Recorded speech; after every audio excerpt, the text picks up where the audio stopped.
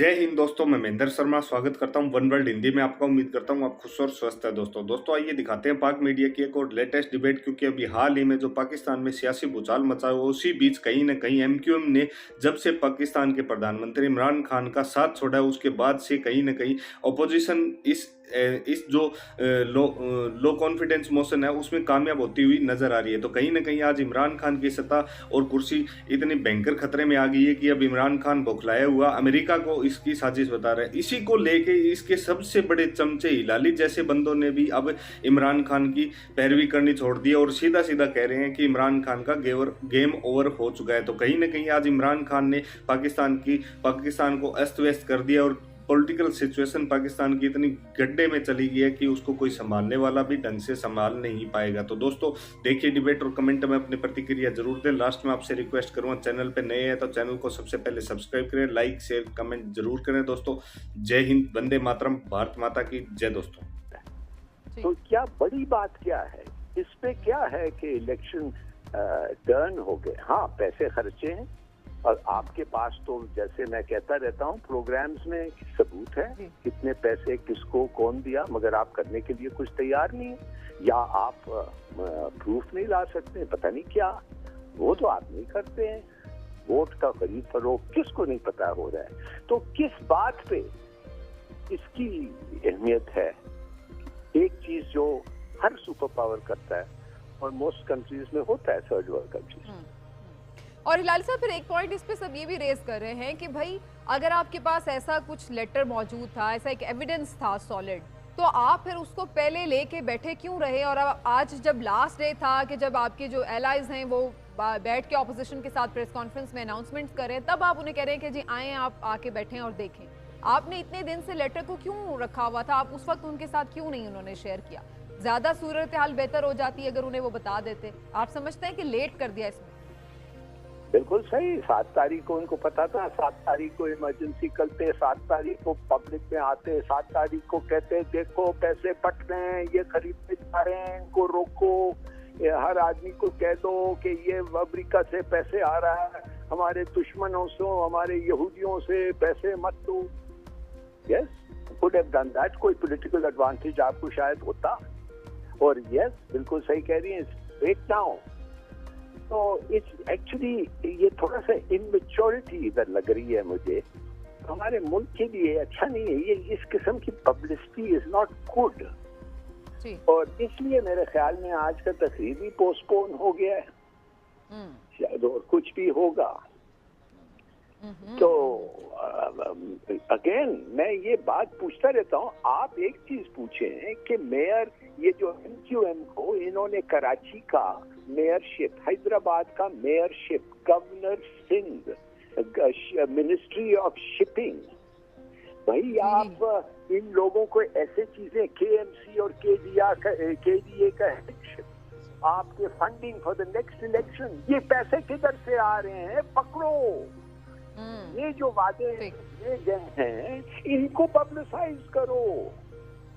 आप उनकी तो लॉटरी लग गई है सारी एलाइज की, बिल्कुल सही कह रहे हैं, लेकिन इसको बिल्कुल ये डिग आउट करने की जरूरत है। लेकिन मैं थोड़ा सा इस पे इमरान साहब का भी कमेंट जरूर लूंगी। लाल साहब आप साथ रहिएगा। इमरान साहब, क्या आपको लगता है कि इस खत का सब्सटेंस ही इतना नहीं था कि जिससे उन्हें ये लगता कि वो इसको अगर इत्तेहादियों से शेयर करेंगे तो वो इनके साथ रहेंगे, या फिर ये ओवर कॉन्फिडेंट थे कि नहीं उनकी पार्टी इंटैक्ट ही रहेगी यानी केस और उन्हें कुछ स्पेशल हाथ पांव मारने की जरूरत नहीं है?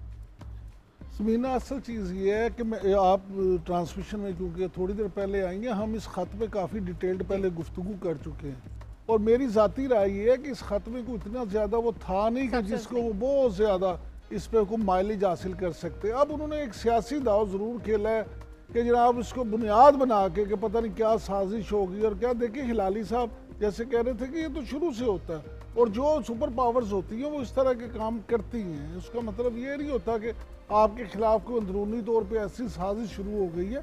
जब आप किसी ऐसी पावर की बात नहीं मानेंगे तो वो आपको हमेशा डिस्कस करते हैं कि फैटफ के जरिए, IMF के जरिए, वर्ल्ड बैंक के जरिए, इस तरह की रूटीन की चीज़ें ये हैं।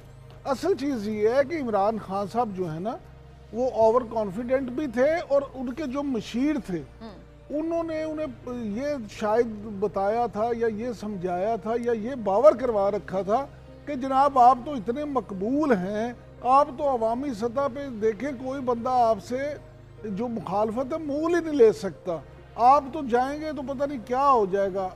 उसी फ्रेम ऑफ माइंड में उन्होंने ये सोचा और फिर जलसे किए। आप देखें जलसे जब किए तो वो क्राउड पुलर तो हैं, उनकी पर्सनालिटी में एक करिश्मा तो है, लोग आए और जो वो जलसे देख के शायद इमरान खान साहब ने ये समझा कि वो अब जो भी कर देंगे तो ये उनके इत्तेहादी या उनके साथ जो लोग हैं वो कहीं नहीं जाएंगे और अवाम की सपोर्ट से वो वज़ीर आज़म के मनसब पे कायम रहेंगे और अपोजिशन नाकाम हो जाएगी। लेकिन अपोजिशन जो है वो बड़े ज़ीरक सियासतदान हैं, आप देखें, और उन्होंने मियाँ शहबाज शरीफ, मौलाना फजलुर रहमान, आसिफ अली जरदारी, उन्होंने एक ऐसी बसात बिछाई शतरंज की कि जिसपे उन्होंने एक एक मोड़े पे वर्किंग शुरू की और उसके बाद उन्होंने आज ये पोजीशन होगी कि सबके सामने है कि वो अपने मतलूबा नंबर्स जो हैं उससे ज़्यादा लोग उनके पास हैं। और अब और बात बता दूं कि कुछ देर में अभी आज या कल आप देखेंगी कि फवाद चौधरी साहब जो हमारे वज़ीर इत्तलात और नशरियात हैं और इमरान खान साहब के इस वक्त बड़े करीबी, उनके ख़ानदान के एक मेंबर कौमी असम्बली जो हैं वो प्रेस कॉन्फ्रेंस करके तो हुकूमत से अलहदगी का ऐलान करेंगे और वो ऐलान करेंगे कि वो भी अब इनके साथ नहीं है। इसी तरह के और भी लोग हैं। तो आप जब ये सारा सिनेरियो देखें कि जब इमरान खान साहब के इतने करीबी लोग जो हैं उनके भी वो अपनी फैमिलीज में तो लोगों को साथ नहीं रख पा रहे तो फिर उसके लिए आगे क्या होगा। पाकिस्तान में सियासत जो है उसमें ये रूटीन की चीज़ें हैं और जो ये सियासी लोग हैं ख़ास तौर पे इलेक्टेबल्स वो ये देखते हैं कि अगले इलेक्शन में उन्हें किसके साथ चलने का फायदा होगा और किसके साथ रह के तो फिर इसका मतलब है सईद काजी साहब पाकिस्तानी सियासत की जब हम डिस्कशन कर रहे हो तो फिर उसमें वैल्यूज को, उसमें मोरालिटी को, उसमें प्रिंसिपल्स को हमें पहले उठा के एक तरफ साइड पे रख दें, फिर उसके बाद हम सिर्फ ये देखें किसको क्या मिल रहा है और वो कौन उस वजह से किसकी तरफ जाएगा। फिर ये बुनियादी एक एलिमेंट रह गया है मेरा ख्याल से। साइड पे आप उठा के ना रखें, वो पहले ही उठा के रखें। दूसरी बात डिस्कशन करते हुए मैं आपको ये बताता चलूं कि मेरा जो कंट्रोल रूम है हमें बता रहा है कि जो 3 बड़ों की मीटिंग की बात हो रही थी जी लेस देन 2 आवर्स में वो दोबारा मीटिंग का आगाज हो गया है, ये बताया जा रहा है।